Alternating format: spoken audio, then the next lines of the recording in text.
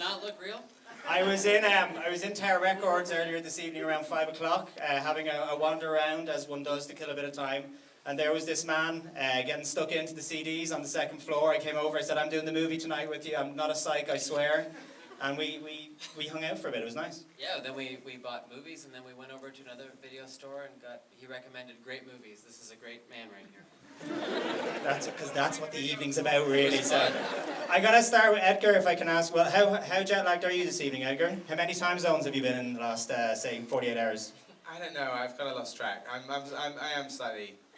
I'm on Dublin time. I'm okay. It's good. Well, you're a young man, Edgar, but your cast is even younger. This is the thing. You're like the old guy on this movie. How was it taking this fantastic group of people to Toronto and cutting loose? It was weird because on Hot Fuzz I was younger than all of the cast, and here I was older than all of the cast. So I felt a little bit like Lord of the Flies in Toronto, without Piggy being killed by a boulder. That doesn't happen. But yeah, it was amazing. I mean, I can't say enough nice things about the cast, not just because they're standing next to me, but everybody in the film is amazing. And, like what? What's that? Like what? Schwartzman is just as good without a moustache. That's how good he is in the film. But yeah, it was amazing. Kind of, we were up in we shot for this film for 6 months, so we were all up in Toronto, and it was like having a long summer, winter, spring, summer camp. And Michael, this is the film that firmly establishes you as the next action hero, ladies and gentlemen. Thank you. Happy to be here. He was outside, and somebody, as he was coming in, somebody asked him about the Arrested Development movie, and he ripped the guy's heart out just like that, and just put it in his hand, just kept walking. I was quite impressed with that. Eat it later for dinner. Bite-sized snake. The thing that one of the many things that amazes me about this wonderful film is how you completely pull off the most elaborate action sequences and look like a man in firm control of his functions. You pull it off. How much training went into making it all happen, or was it just a lot of quick cutting on Edgar's part? Derek, Jason said you were nice, but I didn't realize that you were this sweet of a gentleman. Thank you for that beautiful comment. That's only because he made me pay for his stuff. He's got Derek's. Yeah, we trained for 8 weeks every day, so I'm serious. I know that this being the result is kind of shocking. Could you just remove your shirt, so we can... Yes. Well, really? Well, I've got another... I'm actually wearing 4 shirts, so it would take... Take 2 layers. Give us 2 layers off. Take a little while. I wear 4 just in case one comes off, and in case 3 come off for some reason. I like to have at least one on. Nearly nudes. And Anna, if I can say, never nudes, nearly nudes and never nudes. Anna, you have that whole other Twilight thing going on. Hell yeah! I like that they were specifically on this side. Yeah. They're all right over there. That's because a whole kind of geek thing. Jacob. Team Edward. Edward. I knew it. Team Anna. Anna. So you've got the whole Twilight thing going on. I believe you were an Academy Award nominee this year as well for Up in the Air, ladies and gentlemen.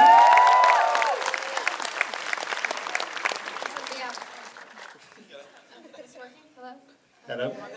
Somebody outside just said congratulations on being nominated, like I hope you win or whatever. It's very awesome. They said that just out of sheer meanness. They went, oh no, So you got the Twilight thing, you got the Oscar thing, now you're in the best movie of the year. When does it end? After this movie. It all ends here. It's all downhill from here. You are one of the few people who probably keep their feet firmly on the ground for the duration of this motion picture. Would that be right? Your character's more grounded in a certain state of reality? Yeah, I'm like the puff of reality that Scott can't wisp away. That's what it's about. I know this is the bit where you kind of go, how was it fun for everybody to hang out? But when you have this is the movie that makes Toronto officially extremely cool, yes? I hope so, yeah. Finally. I mean, as the Canadian contingent here. Well, this is the thing, this is the movie where Toronto finally gets to be Toronto, having been every single American state in pretty much every major American movie over the last 20 years. There is, sadly. You know what, we thought it would be really cool to be the first American film to shoot Toronto for Toronto, but there is one other. It's called The Love Guru. A masterpiece. The love guru beat us to it again. Always the love guru. And as a Canadian, were you happy to come back to your... I loved it, yeah. It was, my family was an hour from where we were shooting, so I got to see them, and I think Toronto's a great city. It was great to get to live there for a few months, and this movie is such a love letter to the city. It's really nice to be a part of it. And I guess a question for everyone, there's been a lot of very bad video game movies. Would that be fair to say? Name a few. Name a few, let's see. Resident Evil, there was Resident Evil, the second Resident Evil, there was the third Resident Evil. And, Isn't The Expendables the movie version of Contra? Isn't that right? it's Tetris. If it is, it's a complete failure, I have to say. I would see Stallone in Tetris. I could see Stallone in Tetris, the movie. But would you say that this is fair to say this is perhaps the first movie that it's like a love letter to video games? It's a love letter to the original graphic novel as well, but it's just there's so many layers and extra layers for people who really do. And it brings you back to, if we can name check, Spaced, ladies and gentlemen. It kind of brings it back to the Space Days a little bit as well. Yeah, when I read the first book 6 years ago, it reminded me a little bit of Space, and Brian Lee O'Malley, who is half Irish, let's point out. Which Half the audience applauded. The half that is non-Japanese. He's half Japanese, half Irish, Brian Lee O'Malley. So it's just also for this special screening, even though there's a lot of Toronto love, every time Toronto is mentioned in this, and this is only going to be shown tonight, we have dubbed over the word Dublin on top. Listen out for that. Once upon a time in Dublin. That's you at the back with a microphone. I used to stand at the back and say Dublin every time I say Toronto. It reminded me a little bit of Space. It was like a theme that it was nice to return to, because Space was about two people who kind of, their lives are governed by the pop culture they, watch. And this is like sort of Scott Pilgrim is kind of lost in the little movie inside his own head. So it's almost like Spaced, like the dream sequence where, Scott Pilgrim never wakes up. So it was really, fun to make because it was kind of really, the books are really magical, and so it was a real gift to adapt. Was there any playing of games, computer games on set to get people in that zone? I played Nintendo almost every night. I brought my Deep Nintendo. method.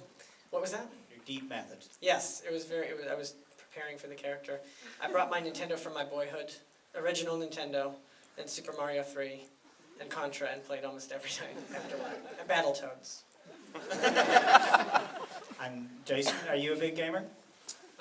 No, when I was younger I was, but I couldn't keep up with all the different systems, and no, I'm not a huge gamer, although I share the same enthusiasm for I like music and stuff, but when I'm around the gamer, like we were at Comic-Con recently, and I felt like even though I don't know a lot about comic books, I felt like we were cousins. I felt like I understand you. I've just found music and you found comics, but together we love things. Because my daughter met Jason earlier, and she was more impressed by anything than the fact you're the man who plays the drums on California by Phantom Planet. Wow, that's great, cool. Which he's going to recreate for us now. Yeah, Bring where out the drum set? What? Oh, okay. Miscommunication, miscom. Well, I guess we'll roll pictures. Idiots! And Anna, are you a video game enthusiast? What are you addicted to at the moment? Angry Birds. Angry Birds? That doesn't count. That doesn't count. You see the way you pulled the geeks back right there? They were kind of tense, and then you won. No, they still don't like me. Does anyone like her? Hans, who likes her? They love you in Dublin. We love you. We love you. So Edgar, this is like 3 years' work. How do you feel now? Has it stopped? You were saying when did you do the director's commentary on the way to the plane? Oh yeah. No, it feels like it was only really finished about a month ago, so it feels like the paint is still wet. So it's been amazing. I mean, I worked on the script on and off for 5 years in conjunction with Brian Lee O'Malley, and then the film we worked on solidly for 2 years. And we're really proud of it. We had a blast, and I would hope that is evident from what you're about to see. Well, we'll finish this quick session with one. Everybody's going to tell one true, interesting fact about themselves. We're going to start with Michael. If you can tell us an interesting, true fact about yourself. I wasn't prepared for that, I'm sorry. Okay, I broke my nose skiing one time. The first time I ever went skiing was when I was 13. It's the girl who broke his nose. For skiing? For skiing or for breaking your nose? What were you cheering for? Both. Great. Yeah, it was embarrassing. And Jason? As a child, I loved to freeze fruit, and I became like an expert in it. And to this day, I can tell you which fruits freeze the best and which don't. Bring on the fruit. Bring on the fruit. Yes. No, okay. Well, later I'll tell you They're with guys. the drums. So yeah, that's a fun fact. And Anna? I spent some of my childhood in my basement or my backyard setting hairspray on fire with my brother. Okay, we've got some The hairspray. DVD? The DVD or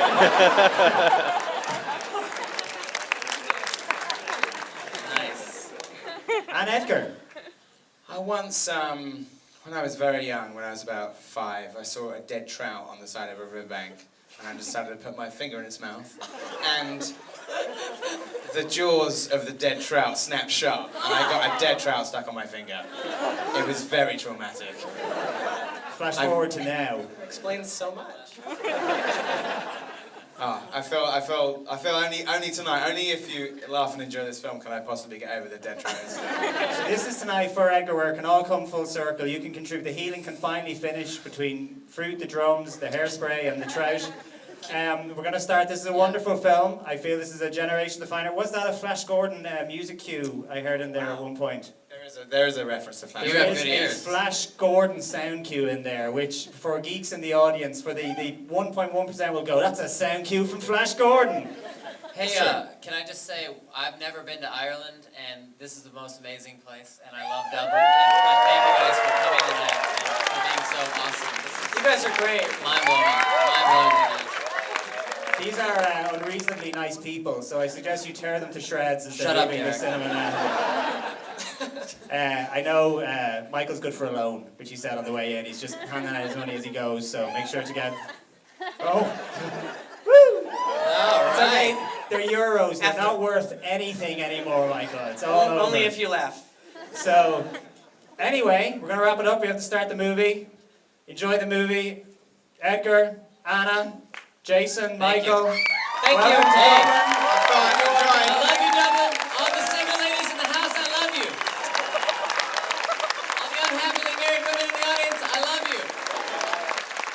Good night. Thank you guys, hope you enjoy. Night. Rock and roll, baby.